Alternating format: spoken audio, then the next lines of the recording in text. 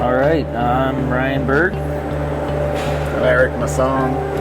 And this is our automated CD ripper.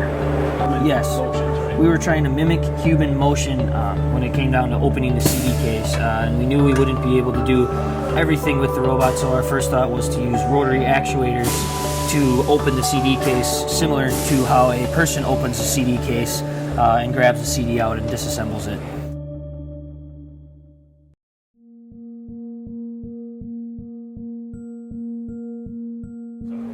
Project started, I think Eric initially had the idea, and then what we did is we contacted Murfie Music, kind of their startup company, and they do this process by hand. Essentially, we wanted to automate it. What they do is they take your music collection and they disassemble the whole CD jewel case, take the artwork out, the tray out, and then what they do is they insert it into an optical drive and rip the CD into the cloud so that you can download an app and stream your music wherever you have an internet connection. Yeah, because so this company basically they'll get boxes and just loads of CDs in at a time, so they're not doing just an occasional 10 or 15. They're doing 200, 300, 400 CDs at a time, which gets pretty tedious and labor intensive. You have a guy who has to sit there and do this process manually. When we went to go visit them, we talked to them and saw how they were doing it by hand, and kind of tore up his hands as he was opening CDs and stuff. Get tired. You wouldn't be able to do it all day. Right. What does that do to your hands? They get raw. Yeah, I mean, they're permanent. My fingertips are just permanently flat when I get home. It's such a manual process. They have a pretty good backlog. At least, I forget what it was. Months. 3 months? Yeah. They had CDs stacked up to the ceiling in their place practically, so we figured that this machine would probably be a good fit for where they're at now. Yeah, it'd be ideal to help automate it for them, and just it can run, on its own. There's no hurting fingers or anything with it. Just kind of keeping an eye on it. And you take the disc out. Take the inside off. Take the paper out of the inside. And then There's your disassembled CD. Recycle this. So essentially what we did was used rotary actuators to open the CD case, grab the CD out, and then remove the CD tray, which the disc sits in, all within the CD jewel case. And we have, like I said, rotary actuators with vacuums on the ends, essentially end of arm tooling coming off each actuator, with vacuums to hold on to the CD case during the whole process. Basically where we were at, we also had another set of vacuum cups underneath the CD case to hold it in place while we were opening it. We knew that was going to be crucial because we wouldn't be able to just set it down somewhere and have the seat robot or the actuator come over and open. Especially with the CD tray, we found that it took quite a great deal of force to rip this thing out in some CDs. Some of them were seated better within the jewel case than others were. I mean, some of them just popped right out, but a brand new CD definitely took a lot of force to pop this tray out. Alright, so this gets that down, the robot puts it here. This first actuator comes down, grabs the lid with the suction, the vacuum, and opens it up, and it sits like this. Again, that large vacuum underneath is holding it completely stable up against the 80-20. Yeah, it's real wobbly right now because it's, it's not getting sucked down. The vacuum will pull that down, flips this open. Before this arm comes down, our vision process actually looks at this. That lets our robot know how to pick it off this arm. This arm comes down,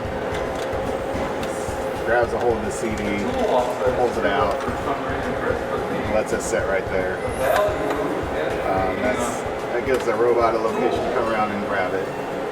Okay, so last step, this actuator comes down, suctions onto the tray, and pulls it out. That was the hardest part for them, right? Where it really tore up their hands was trying to get that piece out, right? Right. Some of the problems we had in making this work is depending on how these were set. We tried like one original big suction cup the first time around, and this would hardly ever come out. What we found is that as that big suction cup was pulling down the center of this case, it was squeezing the sides together. And what that did is it pinched these sides to hold this tray. So it just made it just kept holding onto it tighter than ever, so it wouldn't come out. So this revision here, we decided 2 suction cups and something in the middle to kind of rest on. So what that does, it causes this to pull down.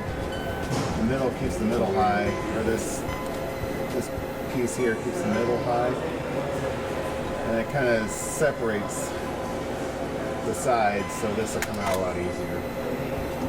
That took It was a huge breakthrough, though, wasn't it? Yeah, it took a lot of. One of the other things we kind of struggled with or noticed was the first actuator, the one that opens the CD case, had to be in line with the axis that the CD case rotated around as you opened it. So that point right there. Different. Exactly. So being too far this way, It would lift up the CD, lift right? up the CD, and then too far this way. Took some aligning and some tweaking and fine tuning, but we got it. Next thing that I worked on was the CD magazine, and this ejects CDs out of a stack to put them in a spot for the robot to come in and grab them. It's a pretty simple process and concept, but again, it did take some brainstorming, I guess, to determine the best way to develop it. So basically what we did was use some pieces of angle aluminum to set a stack of CDs in like this on top of some 80/20 with a big slab of aluminum back here that is the thickness of a CD, slightly thinner actually, to push the CD out. Ejects a CD from underneath the stack and then retracts and drops another CD in location for it to be ejected. We put 2 sensors on it, I guess. We put a sensor right down here that can sense when a CD is in place or not. And the key was you didn't have any room over here to put an actuator, so you had to do a retracting action that actually pulled the CD into place. So right now the actuator is actually extended. When the actuator retracts, it essentially ejects the CD. I guess to start with, our biggest challenge was figuring out exactly how we were going to open this CD case. We had kind of thought around and thought maybe we could do it with, I guess, the robot. But then again, we were looking at our whole process and knew that was going to be very labor intensive on the robot to have it sit there and try and open the whole CD case.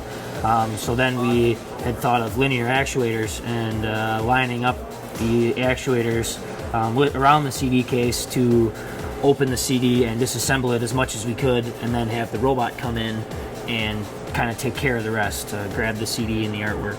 Yeah, use the robot to pick the parts out of it. Right. All right, as we started our process, we decided the breakdown process would probably be the most challenging. All right, so another challenge was trying to determine the end-of-arm tooling for the robot. All right, so we needed 2 end-of-arm toolings. We had the gripper to be able to grab a CD case to keep it closed as we move it around.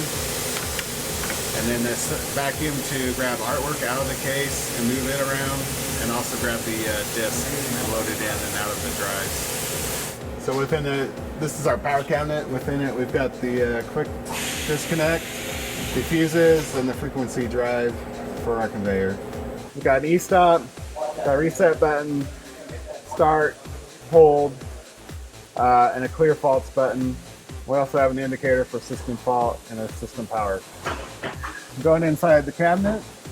All right, so we got our power supply, our fuses. We've got our safety relays, And then our light curtain controller. IFM modules on this side, we're only using these 2 bottom ones. These go to the input card and the output card on the PLC cabinet.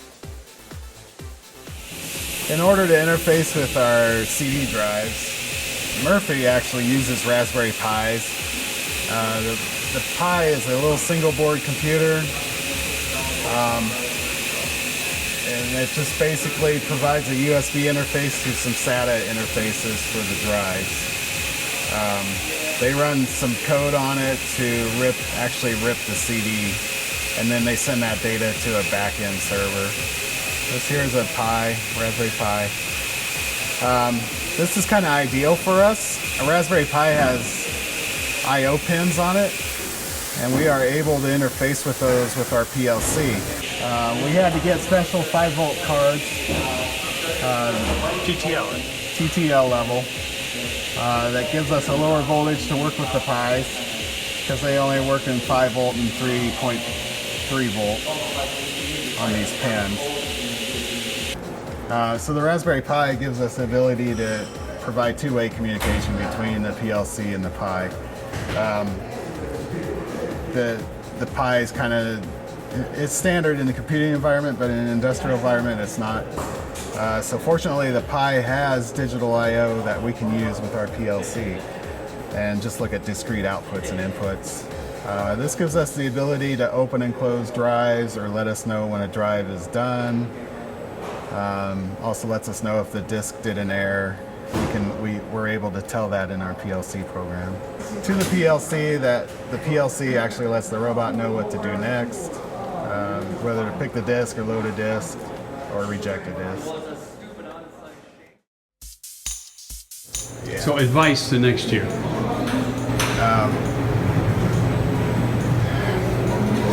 It's hard. Modular system. Yeah. Make everything adjustable. Yeah. We ran especially into at the breakdown station, being able to move that 80/20 helps a lot because you got the slots, you can move stuff I around. was gonna say slot everything, right? Yeah. So you can actually adjust it. So you can go higher, lower, left, right to align everything just right. That's all for your mechanicals. How about when it came to programming? I think you're one of the guys that used User frames, tool frames. Very Yep. important. PLC program that you used the state table, didn't you? Yeah. For my PLC program, I developed a state table for the breakdown station, and it helped a lot because I was able to kind of analyze when exactly each actuator is going to be on, and what sensors will be flipped on, and it helped a lot. Do you guys have any words of wisdom about sensor selection, and was that pretty simple for you guys? Don't plug the output module into the input card on the PLC. Yeah. Make sure you're absolutely sure where these IFMs are going. Label them. Label them ahead of time. Label both ends of your cord. Sensor was wired correctly on the IFM, but when the output's plugged into the input, it doesn't work as you thought it would. Yeah. Luckily, we didn't blow up any cards. Only a sensor. You had some issues about proc sensors on cylinders. Did you have you didn't have magnets in some of your cylinders? You didn't find out till later? Yeah. No, we didn't have sensors that fit nicely on some of the cylinders. Oh, okay. I thought you had some that you had to swap out with magnets. You didn't have magnets in the original actuators. But that boils down to using cylinders that we had and not spending $200 on a new cylinder to get it. Right. Yeah. Right. But it made it difficult, right? It did. Yeah. So, I mean, yes, again, in a perfect world, when you're starting off fresh and you're getting the same style actuators and the same style switches for an actuator. Try to find ones with magnets in them. Right. Spec them out with magnets because a cylinder really isn't much good to you if you don't know what position it's in. Okay. In most applications. Anything robot specific? Comments. And a lot Comments of you within the guys were program. really good about documenting your programming. You did your program planning and your tool frames, user frames, all that really well. It had to be done. It would have been too difficult in this one. It's difficult. Kind of do it by the seat of your pants. You got to have a plan. Yeah, and it's difficult enough to program between two people, even using comments.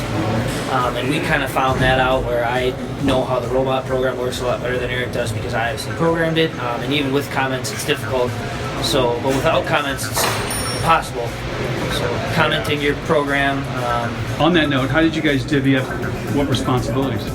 You just knew your strengths, or Yes. Yeah, That's and, what it really came down to. it kind of. And for you guys, what were some of those areas? I know some was fabrication on Ryan's end. Yours was definitely Raspberry Pi. And Raspberry Pi and electrical. Robot tooling. Yeah. Robot tooling. But The cabinet. robot programming, I did the robot We programming. did robot programming. and you really did I break did it a little down. bit of it. You did, yeah. But you guys did really divvy it up really well. Yeah, I did the program, the breakdown station within the PLC.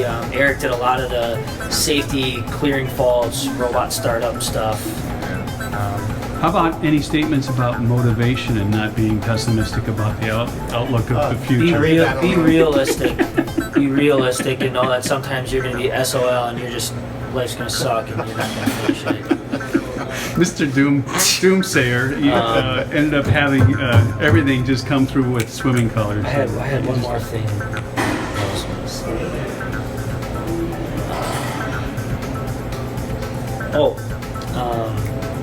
Robot I/O mapping.